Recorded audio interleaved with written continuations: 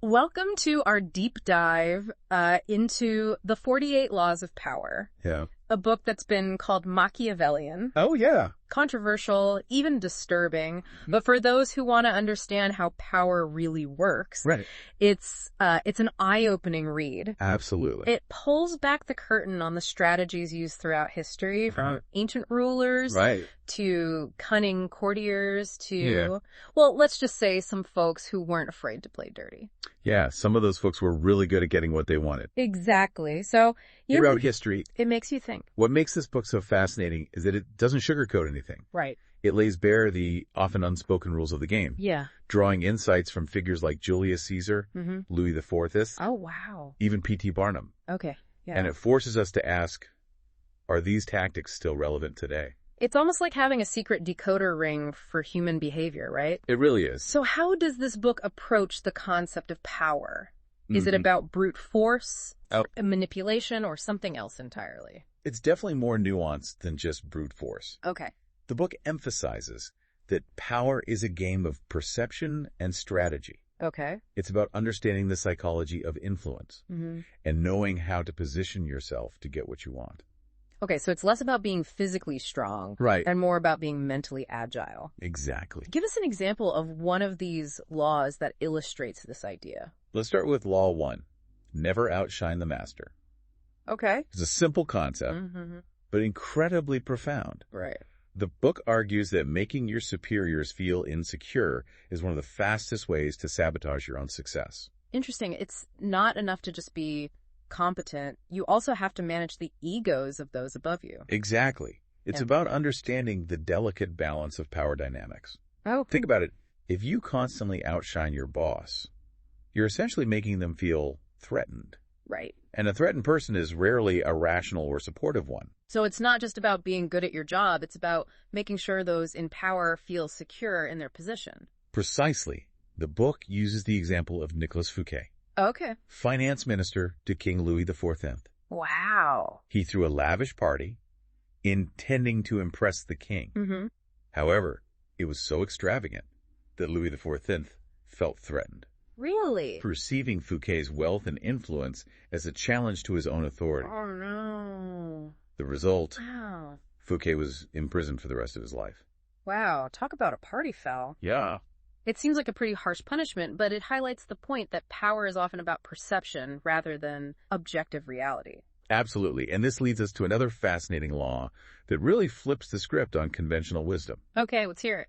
Law 2, never put too much trust in friends, learn how to use enemies. Now that's a controversial one. It is. Are you suggesting we should ditch our friends and cozy up to our rivals? Not quite. It's more about understanding that blind trust, even with friends, can be a liability in the game of power. Friends can become envious.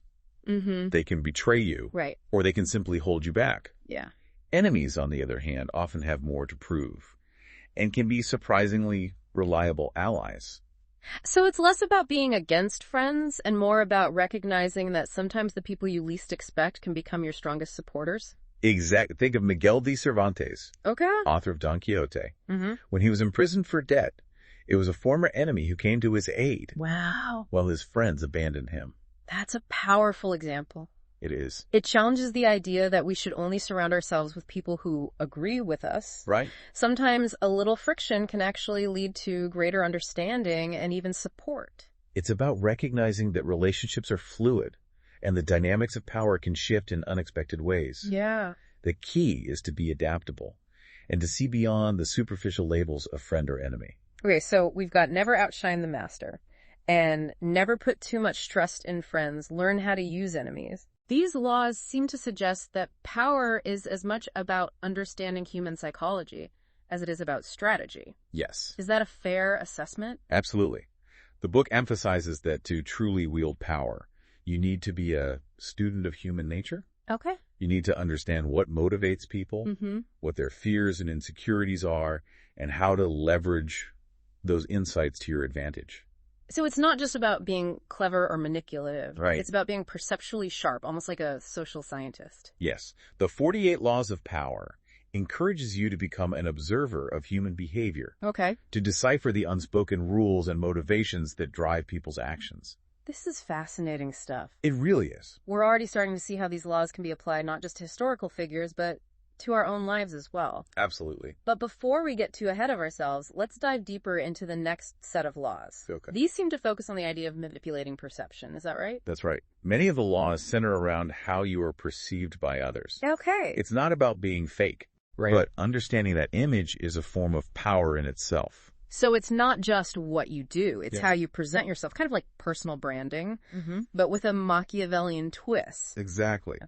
The book argues that in the game of power, appearances matter. Okay. And it leads us to Law 6. Court attention at all costs. Now that sounds counterintuitive. Right. Shouldn't we try to blend in and avoid rocking the boat? Not according to the 48 Laws of Power. Oh. The book argues that being invisible gets you nowhere. To gain power, you need to stand out, Okay. even if it means creating a bit of controversy. So it's about making a splash, even if it ruffles a few feathers. Who comes to mind when you think of this law in action? Think of P.T. Barnum, the master showman. Okay. He understood that keeping people talking, even if it was through outrageous stunts or manufactured controversies, Wow. was key to keeping his attractions in the spotlight. That's a great example. It's like the old saying, there's no such thing as bad publicity. Exactly. And in today's world, think of social media influencers or even brands that use controversy to stay relevant. Mm-hmm. This law is alive and well. Yeah, it really is. And it's fascinating to see how... fascinating and a little bit scary Yeah, it can be. to see how these laws are still playing out in our modern world. Mm-hmm. But that's a conversation for another time. Indeed. We'll be back soon to delve deeper into the world of the 48 Laws of Power. I'm looking forward to it. So we're seeing that power isn't always about brute force or overt dominance. Right. It can be about carefully cultivating an image Mm-hmm. and knowing how to capture attention. Absolutely. But the 48 Laws of Power isn't all about grabbing the spotlight, is it? No, there are other laws that encourage a more strategic approach to choosing your battles, Okay. even suggesting when it might be beneficial to seemingly step back from the pursuit of power. That sounds almost counterintuitive. Hmm. Why would anyone willingly surrender their power? That's the brilliance of Law 22. Use the surrender tactic. Transform weakness into power. Mm-hmm. It highlights how sometimes yielding can be more advantageous than direct confrontation. So it's not about giving up, No. but about strategically choosing your battles. Exactly. Think of the Roman general Paulus Emilius, Okay. who famously surrendered to Hannibal. Wow. Instead of seeing it as a defeat, Mm-hmm. he used the time to study Hannibal's tactics, Yeah. ultimately leading to Hannibal's downfall. That's a fascinating example of how a perceived loss can actually be a strategic maneuver to gain a greater advantage in the long run. Right. It challenges the idea that power is a zero-sum game. Precisely. And this applies to everyday situations too. Yeah. Think about negotiations or even personal disagreements. Yeah. Sometimes pushing too hard only creates more resistance. Yeah. Knowing when to yield can disarm your opponent and create space for a more favorable outcome. So it's like the concept of judo, where you use your opponent's force against them. You're not opposing their power directly, but redirecting it to your advantage. That's a great analogy. Law 22 is all about recognizing that sometimes a strategic retreat can lead to a more decisive victory later on. Okay. It's about playing the long game Mm-hmm. and understanding that power dynamics are constantly shifting. Okay, so we're seeing that surrendering in the right context can actually be a power move. It can. Are there any other laws that highlight this idea of strategic maneuvering? Absolutely. Okay. Law 31, control the options, Mm-hmm. get others to play with the cards you deal, is another great example. Right. I'm intrigued. This law is all about subtly influencing decisions Mm-hmm. by presenting choices that you've carefully orchestrated to lead to your desired outcome. So it's like being a master chess player, Right. thinking several moves ahead, and setting up the board to your advantage. Precisely, the person making the choice feels in control, Right. but you've subtly manipulated the situation to ensure the outcome benefits you. Oh, wow. Think of Franklin D. Roosevelt during the Great Depression. He presented Congress with several options for economic reform, but each option, in its own way, Yeah. led to the implementation of his New Deal program. So it's about creating a win-win scenario It can be. where the other person feels like they've made a choice, Mm-hmm. but ultimately you're steering the ship. Exactly. Yeah. It's a subtle form of persuasion, Right. but one that can be incredibly effective in business politics, and even personal relationships. These laws are really making me rethink my assumptions about power. I think that's one of the things that makes the 48 Laws of Power so compelling. Yeah.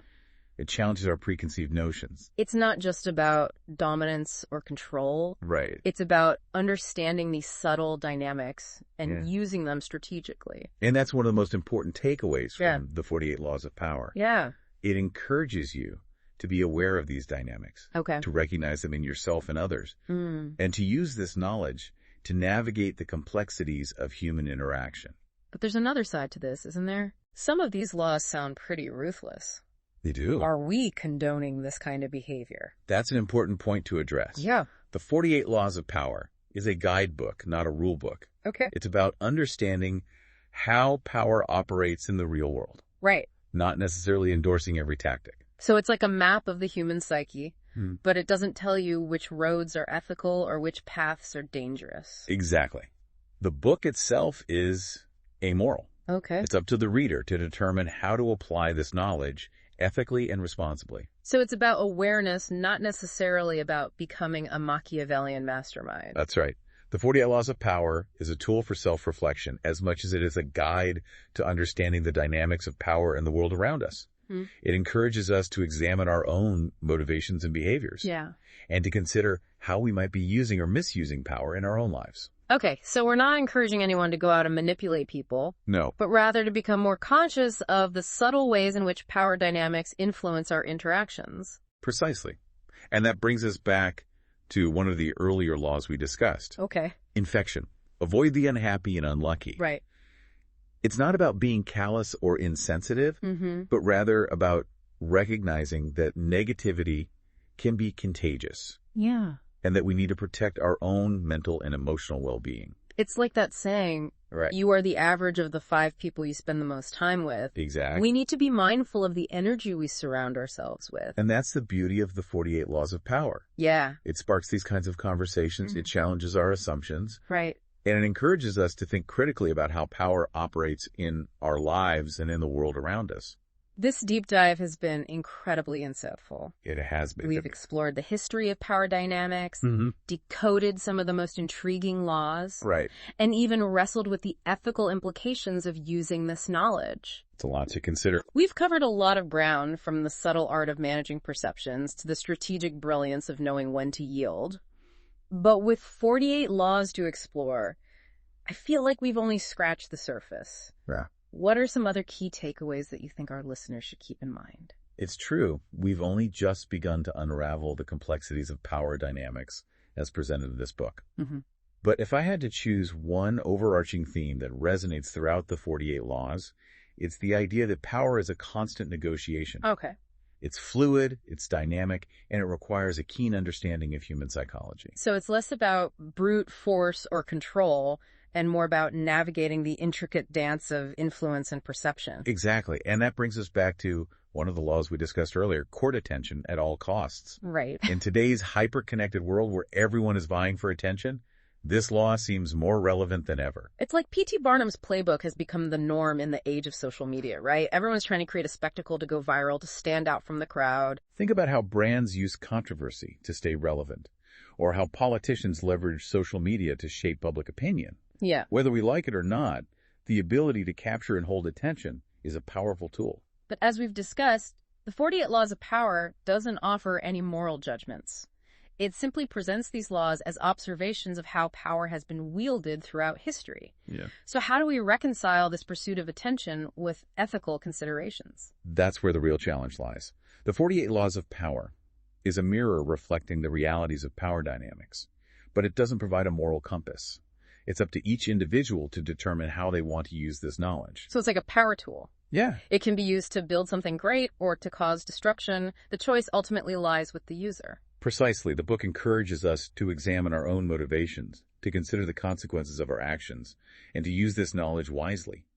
It's a call to become more conscious and deliberate in how we navigate the complexities of power. I think that's a great takeaway for our listeners. The 48 Laws of Power isn't a blueprint for manipulation or a how-to guide for becoming a ruthless dictator.